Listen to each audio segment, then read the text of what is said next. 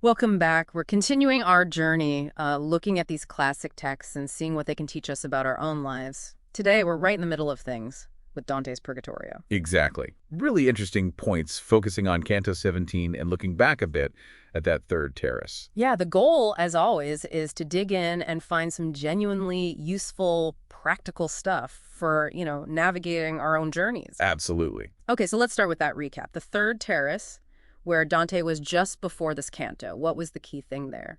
Right, the third terrace. It was defined by that incredibly thick, blinding smoke, just completely disorienting. Smoke. Yeah. And that smoke is, it's a symbol for how anger just clouds everything. It blinds us to reason, to perspective. Makes sense. And the big lesson there was about trust, because Dante literally couldn't see. He had to completely rely on Virgil to lead him through it. That feeling of being lost in your own frustration or anger. Everyone can relate to that on some level. So they get out of this smoke. What's that like? It's a really powerful shift. They step out of the fog, and they're immediately greeted by the light of the setting sun. Ah, light after darkness. Precisely. And that imagery, it really speaks to that feeling of moving past intense anger or, a really frustrating situation. That moment when clarity starts to return. Yeah, like you can finally breathe again. The storm passes. Exactly that feeling. Yeah. A sense of relief, maybe a new perspective starting to dawn. And in this clearer state, Dante sees some visions, right? Examples of wrath. He does. He gets these visions that show different facets of misdirected anger and its consequences. There's Procne first. Procne, remind me. Her story is about rage born from betrayal, turning into this horrific revenge against her own child. It shows how personal hurt can twist love into something, well, monstrous. Okay, wow, heavy stuff. Then there's Haman from the Book of Esther. His anger is directed at an entire people, and ultimately that hatred leads to his own downfall. It's a warning about how consuming hatred can be. Her anger stems from political and personal disappointment, and it leads her to despair and suicide. So it highlights the self-destructive potential of unchecked rage when things don't go our way. These are definitely extreme examples, but what's the lesson for us, dealing with our own, hopefully less dramatic anger? I think the key is seeing the pattern. Regardless of the trigger, when anger isn't managed, when it takes control, it just leads to suffering. For the person feeling it and for those around them, these visions are stark reminders of where that path can lead if we let it. It's like a warning sign. Okay, and after these visions, there's the encounter with the angel. Yes, a pivotal moment. As they're ready to move up, an angel appears and removes one of the 7 P's etched on Dante's forehead. The P for peccatum, sin. This one represents ira, or wrath. And Dante feels something physically change, doesn't he? He does. He describes it as a feeling of lightness, of a burden being lifted. Just symbolic, it's a felt sense of release and peace. That sensation, I think we've all felt a version of that, right? When you finally let go of some anger you've been holding on to.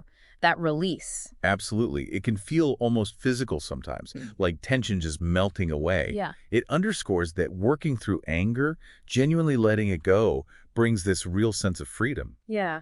And it's right after this moment, this lightning, that Virgil gives this major explanation about sin itself. This is really the conceptual core of the Purgatorio. Virgil explains that all sin, fundamentally, comes from love. Love. How does that work? Seems counterintuitive for things like wrath. Well, it's love that's gone wrong. Virgil lays out 2 main ways this happens. First, love aimed at the wrong object specifically, at harming someone else. This covers the sins they've just dealt with on the first 3 terraces: pride, envy, and wrath. Think about it. Pride might stem from a distorted self-love that needs to put others down. Envy resents another's good, which is a twisted way of loving that good yourself. Wrath may be a warped love of justice or self-protection that lashes out destructively. Huh. So even behind anger, there's some kind of impulse related to love, but it's just broken. Exactly. Yeah. Perverted, misapplied. The second category Virgil mentions is loving a good thing, but in the wrong way, either too weakly or too strongly. Right, examples. This explains the sins on the next terraces. Sloth is loving the good too little, lacking zeal. Then you have sins of excessive love for lesser goods. Avarice and prodigality are about an immoderate love for wealth. Gluttony, an excessive love for physical pleasure. And lust, a disordered love for another person. Wow, okay. That really reframes things. Sin isn't just malice, it's like our fundamental drive, love getting off track. It's a huge insight. It suggests our flaws aren't totally alien. They often spring from something natural within us, just misdirected. It encourages, deeper self-reflection on our actual motivations. And that's completely different from how the wrathful appear in the Inferno, right? Stuck in the mud. Totally different. And it's crucial.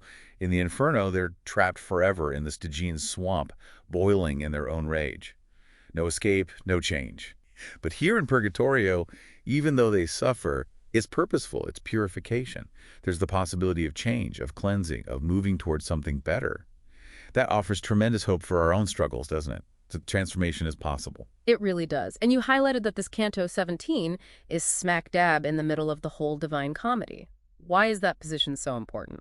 Its centrality is definitely deliberate. It acts like a hinge for the whole poem. Up to this point, we've seen sin's consequences in hell and the start of purification. Now, Virgil gives us the theory, this framework of love that explains the entire moral structure. It sets up everything that follows in Purgatory and Paradise. It's the philosophical anchor point. You could say that, yeah. It explains the why behind the journey. So bringing this all back to us, to our listeners navigating their own lives, what are the big takeaways from this section of Dante's journey? What can we really use? I think there are some really powerful ones. First, just that idea we discussed. Recognizing that love, in some form, is behind almost everything we do, good or bad.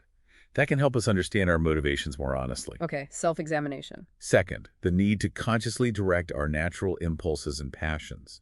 They aren't bad in themselves, but they need guidance, channeling towards good ends. Makes sense. What else? Third, the whole process highlights how crucial self-knowledge is for any kind of growth.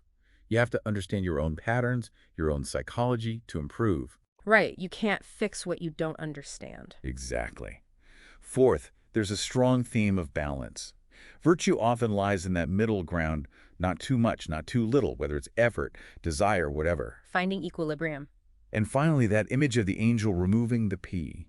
Such a potent symbol that change, release, even redemption is always possible if we put in the sincere effort. It's fundamentally hopeful. That idea of hope and possible transformation feels central. So as you listening, think about your own path. Maybe consider, where might love, even if it feels distorted or negative right now, be playing a role in the challenges you face?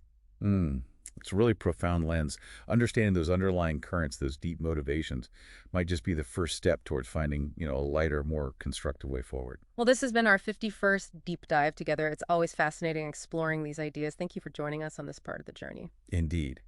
Always a pleasure. We hope you found something useful here. We look forward to our next conversation. See you then.